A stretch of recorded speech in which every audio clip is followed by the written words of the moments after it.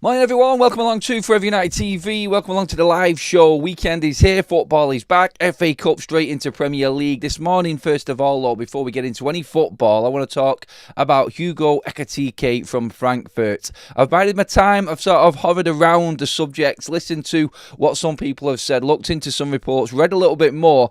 I've now come up with my verdicts on this possible transfer for Manchester United off everything that's been said. I'm going to go through this all with you, why United are not scared of this price tag, and why United would be willing to go all in on what would cost them maybe 60 plus million. I'll tell you why I don't think it's going to be that price, and I'll tell you why Manchester United are willing to bring in someone like Ekitiké, but the problems that are in the way of the football club as well at the same time. All of that, so I want to look ahead to the selection headache that Ruben Amorim has got right now. Which one of these academy players coming through, like we said the other day, is actually going to make his mark? I have pinpointed another player in his performance yesterday. There's some clips going around that I'm going to show you on the show today, actually, of Jack Morehouse and what he can bring Manchester United. At 19, another player that needs to start getting first team game time out of that under 21 side of Manchester United. They are just a conveyor belt of pure raw talent, our academy right now, and we can just pick up one every single day and go into detail on him. Jack's turn this morning. We're going to get into all of that. Your comments on the Saturday morning as well. I did a detailed video on Jason Wilcox last night also, which I got loads of comments back on. I've replied to as many as possible last night while I sat there reading through them all. Some people making fantastic points, and again, big up to the community here on Forever United TV and what you're actually bringing to the channel. It is turning into a real football conversation right now of some, I would say, intellectual football fans. Not everyone's got their own opinions, I know, but you can pick things up in the comment section and you can actually see what people are saying right now, and you all have some excellent points. As I can't get through all of the live chat every single show, the comment section is something big that I like to get into, so please again make sure you drop your comments in after this video, again after all of our conversations here live, and obviously make sure you give the video a like to get us started and hit that subscribe button, which many of you have. First time I've been live while having that 75,000 subscriber tag on the channel as well, everybody, so thank you again for that and all of your support, all of your contributions as always, and like I said, more importantly, just you getting involved. So get talking to me, get into the comment section, get live as well, make sure you subscribe so that you can get in the live chat and join what is, like people are saying there live right now, the best football community out there on YouTube right now. United one anyway. Anyway, let's get into Ekitike. Hugo Ekitike, who is he? Where's he come from? What's happening? Why United talking about him? Well, 27 goal involvements this season, 19 goals, 8 assists in all competitions is why we're talking about him. He was playing alongside the likes of Omar Mamouche, and that's why Manchester City went and took him. Mamouche was tearing Bundesliga apart. I wish United have got Mamouche, but Ekitike was brought in, and do you know what? Credit to the German league, and I've said this before, the Bundesliga has got it down. Some of these contracts are quite big in the German league right now, but they're incentivised, and players are overperforming right now. And you've got someone like Ekitike. Just so you know the background, where has he come from? He's still not an established player in the French first team. He's still playing at a lower level. He obviously can't play for the under-21s now because he's 22. A plus point and a plus point right there for Manchester United leading into the title and what I've put out, and why United are not afraid to spend big on a player like this. Because he's not a full-on international, which sort of doesn't help the selling club. It doesn't drive the price down. His value is there for everyone to see. But look, he was brought in by Frankfurt from PSG's academy, another player that PSG could not get the best out of or find a space for under Enrique. And you can probably see why. Look at what PSG are doing right now. They're having a phenomenal season. 16.5 million euros. Oh, what? Yes, and again, recruitment at its finest in European football, and something that United are looking to strive towards and get to the level of, I would say, when it comes to making the right transfers going forward. But Ekitike is a prime example of why Manchester United are doing what they're doing right now, which I explained on last night's video with Jason Wilcox. If you haven't watched it, watch it back after this live show. I always have context and I always have background and research into what shows and videos I do. And what I was saying last night on Jason Wilcox, I've looked into a little bit more here, and this is where United now, and why United fans need to understand the timescale of things and how football structure works. This is where we're behind. This is what other big clubs like PSG have done. They've got talent there, but they have invested well into their team and have got a very, very strong side. They have then sold their academy player for 16.5 million euros. 100% profit. Yes, indeed. And obviously, Frankfurt have then taken advantage of that. So that's a club that's probably not as high as PSG. And a club that's obviously not fighting for the biggest honours like PSG and some other big European giants in Frankfurt I'm describing here right now. But the clever recruitment from them, and this is why I want to use United as an example quickly, is we are at that level now. We're off. We're out of the limelight. We're not competing at the top level, and this is what Manchester United need to be doing. This is where we need to be clever with the players we're looking at, and this is why we're looking at these unknown players that nobody was talking about in the summer. Let's be honest, you wasn't, was you? No one was talking about Ekitike. He's come through, he's had a great season. The goals there that I've just said, 7th in the Bundesliga in terms of leading goal scorers. He's actually ahead of Benjamin Sesko, who's apparently priced at 80 million and supposedly a United target. 67 million seems steep, but it's not too much. The problem you've got with this is, and I don't think it'll be 67 million that they'll get, his market value is around 55, and this is euros, by the way, so you can knock that down again a little bit more. 67 million euros will probably come down to, I reckon, around about between 50 and 60. It's exactly the same setup that Frankfurt started with when Mamouche was leaving them. Now, you could have got more for a player in January, but they didn't. They wanted 70 million, and that came down into around about 50 million mark for Mamouche for Manchester City. So, you know that Frankfurt have already got the money in place. Obviously, they would look for a replacement. Only bringing in Ekitike this summer is a little bit of a snag on that side of it, but again, they're a club that like to make profit from selling players as well, and they will go with their recruitment team and find somebody else, I'm sure. But this would pretty much set them up financially for a long period of time. And German clubs are run very, very well, like I've just said there. So they're all the positives in why United would go for him. The player's form, quality speaks for itself. Big lad as well, I think around about 6'2". Strong, quick, dynamic, scores goals, and has got something that we haven't got right now up front. Again, it's just the same as the other strikers we're looking at right now. They're all better than what we've got because we're comparing them to Rasmus Højlund, which takes me on to the next bit, which is the story going around that Manchester United will not sell Rasmus Højlund because of his age and his potential and what he plays like when he's actually on it. It's a big if, it's a big when with Rasmus, I know, but that's what United are looking at. It's already having a 22-year-old striker in the squad and needing someone with a little bit more experience. So where United would go for Ekitike, and his price tag is cheaper than what we paid for Rasmus Højlund, even at the highest level, you're still getting him around about 10 million quid cheaper than what we paid for Rasmus Højlund, which is ludicrous, because he's actually got quality and goals behind him and a successful season, where Rasmus, let's be honest, he didn't. He had only scored 9 goals in his best season at 19 for Atalanta, and United spent nearly 75 million on him. Manchester United looking at Ekitike, and this is the reason why I think we would go for him, but wouldn't in the same breath, because of Rasmus Højlund. Manchester United scared of buying an unproven player in the Premier League, and obviously looking at Rasmus Højlund still being there and more than likely not able to get rid of him in the summer to facilitate a move for Ekitike, kind of kills this deal dead. United would want to bring in Ekitike, and if they can make the movement around their own players, they will bring a player like that in, and that price tag is not too much for Manchester United. It's not even, it's around about, if you're looking at the price tag that we've got on Osimhen right now, and what United are going to have to pay for him, Ekitike is actually cheaper, younger, and is on a level of goals scored this season at the same sort of standard, i.e. Turkish League. The German League's harder. So you could say that Ekitike is a better buy when you're looking at form right now than Victor Osimhen. But we know that Osimhen has got that experience. We know that Osimhen has been there and done it at different levels consistently. This is Ekitike's first season. Another breakthrough striker that United would be wary of going big on, but I think would still be open to buying because of his age. That's what I'm looking at in this. So when I say at the top of the show, for instance, that I've looked into this and researched it, put the pros and cons down on the table and looked at it from both sides, you see what Ekitike brings. You see the quality in the player, but you also see the issue in where United are again right now.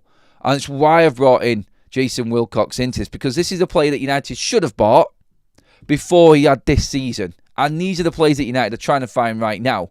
Unfortunately, this is another player we have probably not scouted properly, or we probably were aware of him and the amount of scouting, the amount of scouts we've got in our network right now. But still, again, it all comes down to having that structure and years of that structure in place to be able to make deals like this happen. United are just playing catch up now, and we're seeing these younger players come through. In fact, the Muppeteers have actually come out with a tweet or something from their podcast yesterday about a player, a mystery player they're calling it, that could come in to Manchester United. Now, that their word and what has been said, there is a possibility for Manchester United to sign an unnamed young prospect striker. The player currently plays in France. It would be a similar signing to the ones like Sekou Kone, Diego Leon. Now, I don't know who that player is. That's not Ekitike because of his price tag, obviously, and him moving from France to Germany. I just wanted to make the point that he is a player we should have got before. He's a player we still want. We have got the money to buy this player. Obviously, we'd have to move players on, but it would be to the detriment of not buying someone like Osimhen, probably. And this is where I think United will be looking at, okay, can we bring Jonathan David in if we can't get Osimhen and Ekitike? Can we get two players in like that and not get the big-waged Osimhen coming through the door? That's what you've got to look at in all of this, and I think that broken down is why United would love to bring in Ekitike, but I think the stumbling blocks and the hurdles in the way are just too much for this summer. And maybe a year on into his contract, because let's not forget, he is also contracted until 2029, only signing his contract in the last summer, 2024. So 5-year deal signed, and Frankfurt can charge whatever they want. He is the right player for Manchester United right now. He's a brilliant player, and he's doing fantastic. And what you've got to look at is United right now, we're in a position where we are in need of the experience factor. This is the type of player that should have been coming in after Victor Osimhen. We should have both of these players in our team, but that's where we've fallen behind. That's the issue that we've got with it right now. More on this in a minute, so we're going to get plenty of comments in first of all to see where you're all at. Thank you everybody for your likes already. We're creeping up to that 100 like mark already on a Saturday morning. Hope you're doing well. Looking forward to football being back. Get your comments in, everyone, please. Let's go through a few of these. There's lots of people in agreement with it, but just very wary of where Manchester United are actually at. And I think that's the big thing in all of this.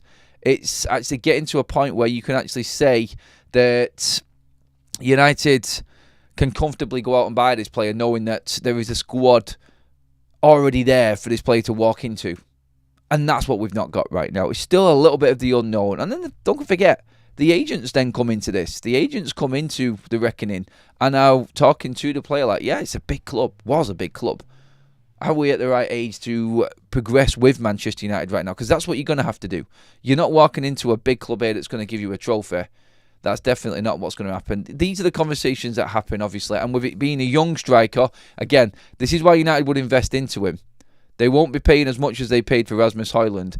And United are all too willing to spend the right amount of money on the right player if they can see the future in that player. I think they will go as far as a £60 million player at some point. We're looking about that with Victor Osimhen right now.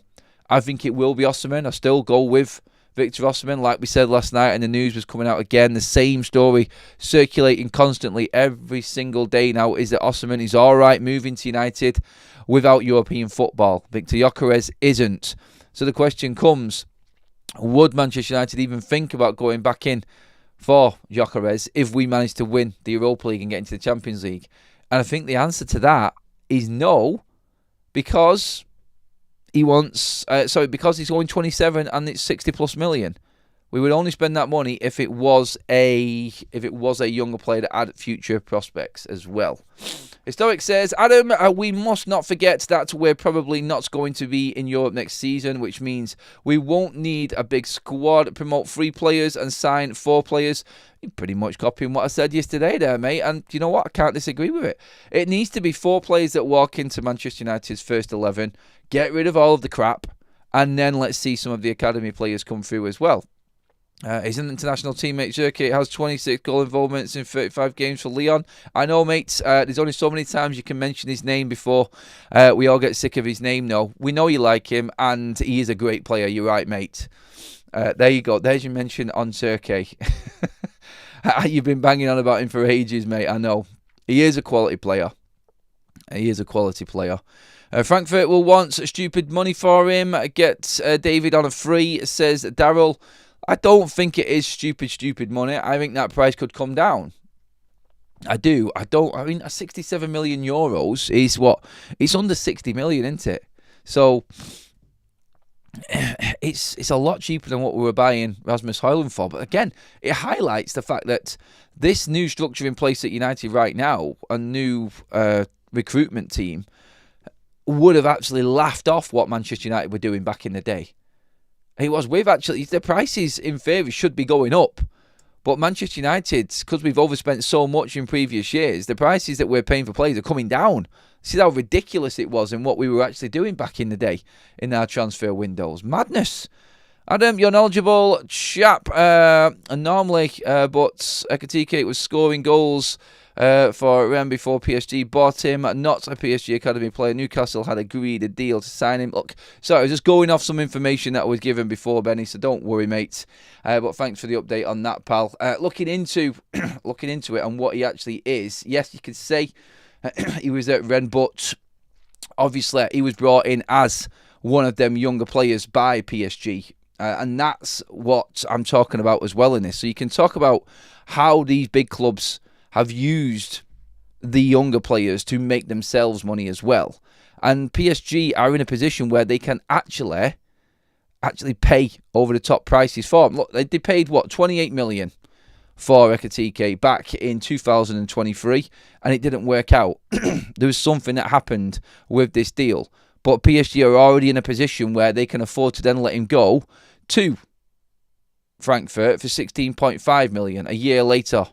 That's what we're talking about right now as well. It works in the fact that you have to have something in place to actually be able to let players go for certain value, certain prices. And I think this is where United can't do it. We cannot let players go for prices like what PSG have done. We cannot invest into it. We haven't invested right, is what I'm saying, really. And when you look at this, when you look forward, when you look at everything that's happened, and you look, for instance, the to-in and fro-in for the last 4 years, I think it is, between Reims and PSG, back and forth, you can see what their game was. You can see what PSG were doing. They probably thought a lot more. But Enrique is that manager, like he's done with Manuel Ugarte, like he's done with Mouane. He doesn't care. And the finances that are in place at PSG have allowed him to do what he's done. And that's when you've got to be alive and take advantage of it. And credit to Frankfurt for doing that. Credit to Frankfurt for actually getting that deal over the line at the price they have, and then being able to take full advantage of that. It all works out that it all comes down to what's in place and the history of what has been in place as well. Super chat in from Glenn. Thank you, Glenn. He'd been talking about it for a few weeks. I tried to get the name out of him during the stream. He wouldn't spill. Who knows who's watching? As in that mystery player, Glenn. Yeah, I think that, again, if he's on the line of Leon, if he's in the line of like Kone, nobody's going to know about him, really, are they? But again, when it comes to these players coming in, when it comes to the recruitment side of things, there is a chance for United this summer to not spend a lot of money as well. It's like Nuke in the chat says there. Just thinking, if Bian Kerry was at another club, we'd be trying to sign him. He'd probably already played and scored elsewhere. He would have bagged a goal for Southampton by now if he was there. Adam, make sure you watch Cardoso from Real Betis in La Liga game, as he would improve our midfield straight away. I'm sure our scouts are watching the players that need be, mate. It's great to see many opinions of different players. Like, for instance, Andrew says there, you can look at Cardoso, you can look at Cherki from Lyon right now. I'm talking about Ekitike. We have a very knowledgeable community, is what I'm saying. And it is good to see Manchester United looking at the players that aren't obvious. And we've said this before, but it is also good, I think, for this fan base to I think, see some of our academy players come through. That's what I want to move on to next. And yesterday we was talking about Sekou Kone. I put a short out yesterday on his performance. He scored a cracking goal, left foot, thunderbolt volley, and then won the penalty, which brought United back into the game, which made it 2-2 against Leeds. Having been 2-0 down at half-time, by the way. And that is, I think, the important thing to look at, the character. But I did mention Manchester United's under-18s intensity. Now, one of them players that has just come through the under-18s, obviously can't play there now, is because he's 19. And the 18 and 19-year-old players are the ones that I'm talking about, and the ones that I keep on going on about. And the likes of Jack Morehouse at Manchester United right now. His performance was clipped up yesterday. I've got a few of them up on your screen right now. And you can just see 19, can't play for the under-18s. He's now in the under-21s. And he needs to make this move up to the first team as soon as possible. Because he'll be then one of these under-21 players that just gets wasted. He's the number 10 on your screen right now. The close control, strength, guile, speed. He's just... You can see why he's crept into the Manchester United first team squad. The way that he moves with the ball. We have not had a ball carrying 8/10 like this at United for a very, very long time. He just doesn't give the ball away. It's stuck to his feet, his movements, and like I said, his strength and speed. Wow, this is the type of player that needs to be making that move up from Manchester United's academy. Because it's like I said yesterday. It's like I said, these 18 and 19-year-olds now, they're stuck. Talking about the under-18s is great because under-18s, you've got the 16 and 17-year-olds, the raw talent, it looks fantastic.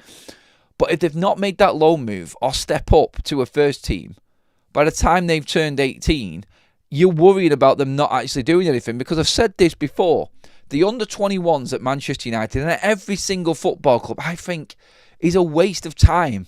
They need to be out playing first team football at the age of 18 and 19. They are old enough, mature enough, filled out enough, strong enough to cope with that. And that's when you find out if these players are actually worth it, if they're actually going to make that next step. Morehouse right now, he's had issues, and why he's not played many games, you could check his stats. He's had growth issues, which I think is very common with players that grow up probably too quickly. My son Alfie's had the same. He's always had growing pains. He's like 6'4" now at 17, my son. And I know for a fact at 17, 18, and them issues with growth can cause these players a problem. And the football clubs and the medical teams and fitness side of these professional clubs work overtime on these players to try and get them and sort of marry it up, like the growth spurts and the strength and what's needed, and trying to build up the rest of their body. It's like my daughter who plays netball as well. She's the same. She has to do strength training because she's so tall and she's growing so quickly. This is how it works at the academy level. And he's had problems with that, which is why we've not seen that much of him. But at 18, 19 now, when it starts to stop and slow down and you start to get a proper player there, honestly, I said it yesterday, we picked out how many players yesterday for Manchester United's academy. We picked out 4, didn't we? In Sekou Kone, we picked out Biancheri as well. These players need now to be knocking on that door. It's time. And this summer, if anything, if United fleece the squad and get rid of umpteen first-team players that are not really doing enough for Manchester United, then we can start to integrate some of these teenagers just about to hit the 19-20 mark even into this first-team squad, because they are good enough to play for Manchester United. You can see it there. Yes, you're talking about an academy level there, and it is different from under-18s to the first team. It is, and that step up is hard. But we're talking about a player here now that's playing at under-21 level. 2 years he can play at under-21s for, and he's already ready to come in to Manchester United's first team. We know he is. And with the right players around him, I think there is at least 3 academy players that are playing in United's academy now, next season, should be featuring, I think, quite frequently in Manchester United's first team squads and match days. It's going to be interesting if United don't get in Europe, how many of them academy players end up being moved on loan, or even how many players United actually buy. And do we trust in the academy players coming through and not go out and spend a lot of money because we haven't got much money coming in? Is that how Manchester United can actually save a little bit of money on the balance sheets as well? But Morehouse, for me, is a playoff that you can see there just from the clip. You can see from his ball control and the way he carries the ball. There is absolute raw talent. And again, another player from Manchester United's academy that we're talking about that could make that step up. There is a case, and it's not going to happen, there is a case here where United don't spend anything in the summer. Look, I know we need a keeper. I know we need a striker. I know we need a wing-back. But there are players in every position in that academy that could come in and fill the void for someone in Man United's first team that's not performing right now. And you know it. There are plenty of players there that we all want to see be given a chance. We just haven't got the experience to bring them all through. The forward line is a must. Like, you could talk about Chidowabe. You could talk about Bianchere as well right now and say that they could come into Manchester United's first team and be one of Manchester United's strikers. Easily, you've got an argument for it. But we all know, realistically, they're still too young and they're not experienced enough to do it. So United, go out and invest into the striker market. Go out and invest at wing-back if you need to. I still actually feel like we have got just enough to compete at right wing back already with the likes of Ahmad and Kamasin and Mantato, who apparently is going to make his first team debut this season. He's training with the first team squad as well. So we're talking about the likes of Morehouse playing for the under-21s, but we've got Bendito Mantato playing and training in Manchester United's first team squad. And the noise is coming out, and you would have seen them yesterday, no doubt, going around the rumour mill that Ruben Amorim is ready to hand him his first team debut this season. Another player. There is so many that we could be talking about. We talked about Bianchere yesterday making his debut possibly this season. Chido already has done. Could we see Kikonki at some point? With the amount of centre-backs that we've got now at Manchester United, I'm not too sure. But Morehouse I wanted to just pick out there again because he made it into the United squad for that Spurs game where they were all on the bench, obviously, but mustard is how you describe him. You can see it from the clip that I just put up there that his ball carrying and everything about him is exceptional. And it is a step up, I know that. But I just look at what is needed at United right now. And if you want to get the fan base on board, promoting some of these academy players through would give the fan base something to really look at going into next season and be excited about, as well as possible transfers coming in. This is where I think United have got an opportunity this season now, finishing up and going into the summer, definitely. Let's get a few more comments in. Gary says, I hope Amorim lets him play on Monday. Can't see him getting any minutes against Forest on Tuesday. And he hasn't played a lot with the first team squad over the last 6 weeks, which can't be good. I don't know who we're actually talking about there. Is that Chido? I mean, look, I think Manchester United playing in the semi-final of the FA Youth Cup. I think it's important that we actually do give game time to these under-8. Don't waste these under-18s right now by not playing them in the academy games because you want them in the matchday squad. Look, at this point of the video, we do want to move on to the players that are actually available to Manchester United as well going into the Nottingham Forest game, because yesterday we had the excellent news midday that Manchester United are actually welcomed back the likes of Luke Shaw, Lenny Yoro, Harry Maguire, Mason Mount, and there was one more actually, I can't remember who it was now, but yes, all of these players coming back from injury for Manchester United are available for the game against Nottingham Forest. There's no point in taking academy players to Nottingham Forest. You've got to pick the right games. You've got to pick the right games this season. See how the injured players come back. See how they react to the treatments and the rehab, if they're fit enough to see out the rest of the season. United's squad is huge. There's no point in having Obi Martin on the bench if he's not going to play, because he's not going to get the game time to progress, and he needs to be playing in the under-21s, under-18s games. He has to be playing games. Otherwise, it's just one player sat on the bench doing nothing and not progressing. That's the problem that we've got right now with Obi Martin, I think, because you've got plenty of players there. Because you look at it now, with Mason Mount coming back in, that's another player for 10. Does that then push Xerxes out of the 10 role? Because you've got Garnacho on the other side. You've got Ericsson who could come in there as well. Obviously, if Ahmad comes back at some point this season also, but does that push Xerxes into the 9 role as well? Therefore, we don't need Chidowabi in that match day squad, do we?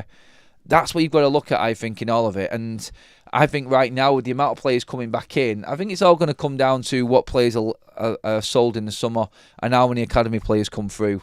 But this season, maybe Mantato, like the stories have said, you could possibly see something happening there. I can see Tomo in the chat there. Wheatley did sign a new contract. I feel like that is to sell him on, personally. He's on loan right now, not doing spectacularly, let's be honest.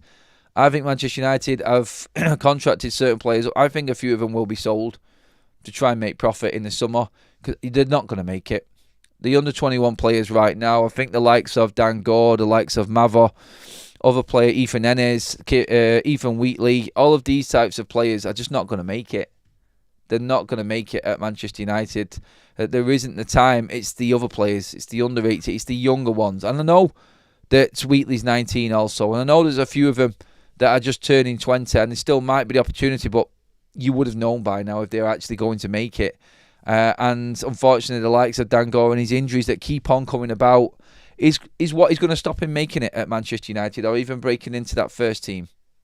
It's horrible to say it, but they're the facts looking at us right in the face. There are too many of them, and there are too many of them wasting away in the under-21s right now. Not spending money to back Amorim is unacceptable. Ineos has to show some ambition. They will show it. Don't get me wrong. I don't think it'll happen. I think there'll be plenty of players that are sold, and there'll be plenty of money that's spent in the right areas. But it'll be spent right. We talked about Roger Fernandez. He's going to cost Manchester United around 20 to 25 million. It's good value money. United have scouted him well, recruited him, and hopefully he will be a signing for Manchester United in the summer. It will be players that are necessary, not players with potential, I don't think. The players with potential will be the cheaper ones, the unknown ones. Like your Kones, your Chidos, your Leons, players like this, your Aiden Heavens, that are not going to cost you hardly anything at all. And these are the players that United will look at to develop. The other money spent has to be money that's going to go right into the first team and be ready to go. Man United would have got my respect if we sold Garnacho for 43 million, which they failed to do. Look, I don't think they thought it was the right deal. I think they would have sold Garnacho, but they wanted more. And they weren't going to be dictated to by Napoli, I don't think, Andrew. That's the thing. A lot of people thought that Garnacho was worth more. I think he's a £50 million player, personally. That's where he's at right now.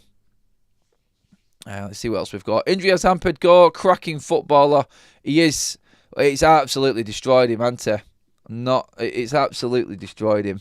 Oculus says he's not sure Biancheri is United standard, United quality. I think he is. Again, I think everyone's idea of standard and everyone's idea of what a quality player is different, which is one good thing I like on this channel as well. It's like someone will think that Chido's a better striker than Biancheri. They're different players, is what I say. Absolutely different players. Look, also make sure that you give the video a like, everyone. Make sure you have subscribed to Forever United TV as well. We're creeping up to the 200 live like mark. Almost there, everyone. Keep them comments coming in as well. Gary says, I've watched Chido play a lot with the youth team at Carrington, and he still hasn't learned to use his size against aggressive centre-backs. So I'm not surprised Amorim hasn't used him. Look, I think he is. I think he is a quality player. He is strong. I think he has bullied players in the under-21s and 18s this season. I think just a little bit of nurturing and a little bit of help and he'll be fine. I've seen it in the Fulham game. He used his strength there well. It's going to take time. And luckily for us, he is a player that we're talking about right now who's still just 17. So that's something that we need to look at as well. He's still probably not finished growing and filling out. And it will all come. He's got the right coaches, he's got the right people around him, I think, and he will become that player. Maybe it will be 18 or 19 when he actually starts breaking onto the first team scene. Like he's showing signs now, but still, some people develop differently, and some people develop a little bit later. I think Obi is definitely going to be a player that we see next season. I think we will see him in Man United's first team at some point next season. Not consistent, because I think we would have bought a striker. but I think he will be in and around Manchester United's side.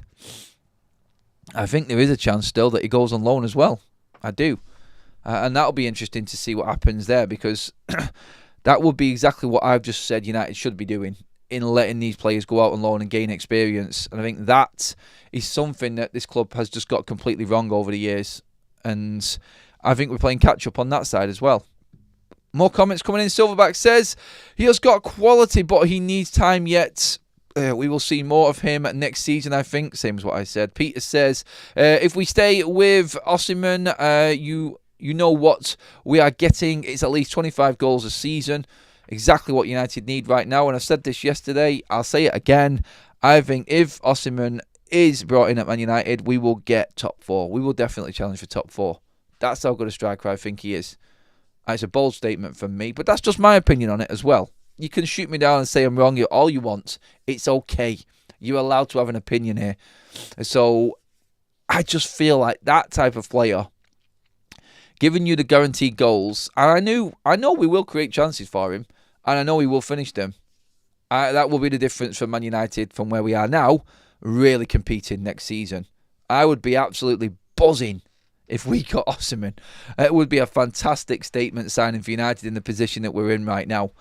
And even the people that are not liking what's going on at the football club right now, and I've got plenty to say on the ownership and everything like that, even they would struggle to say or argue that that wasn't a good move from United. Philip says, hi Adam, bring in youth by all means, but we must spend on experienced striker. Yep, totally agree, Philip. We need to buy Osimhen. Or David. Or both. Yes, please. Luckily, we won't miss most players who earn 180 grand plus other than Bruno, and maybe the rest that could go, and United fans would celebrate. I think United fans would be celebrating any movement in the transfer market this summer of players leaving that are on big wages. Ineos they've not come out and said it, but the word coming out from Ineos is that the players that are earning big money will be players that are playing consistently. You can earn a lot of money at Manchester United, but you have to earn it. I think that's the word coming from Ineos, and I think that's exactly where we need to be. If you want to earn money, you've got to. If you want to get the money, you've got to earn it. You've got to be playing. You've got to be consistent. Bruno Fernandes earns his money because he's available every single week. He plays every minute of every game for Manchester United, and he consistently puts numbers up for United, which keep us afloat. And we all know it. Whether you like him or not, you know he's worth what he is. And players like that and Ahmad, who are the only two that have got contract extensions this season, show you exactly where United's planning is going forward. You have to be consistent, otherwise you're not getting nothing out of this club. You're not getting any big deal out of Manchester United. And that is exactly what we've been shouting out for as a fan base for bleeding years, hasn't it? Anno says, Osimhen is what we want Højlund to become as well. Perfect player for the kid to learn from. And Dobby. Look, these are the things you've got to look at. I've said this before. Osimhen, 26. Højlund, 22. Obi, 17. Dun, dun, dun. You've got a quality striker for Højlund and Obi to learn from. And as they go through the years, when Osimhen's 30, Højlund will be 26. And Chido Obi will be, 21. Jesus Christ, that's scary thinking it. So you're bringing in Osimhen right now. He'll play for, 4 years? 4 years' time, he'll be 30. 5 years' time, he'll be 31. And Chido will only just be turning 21, 22.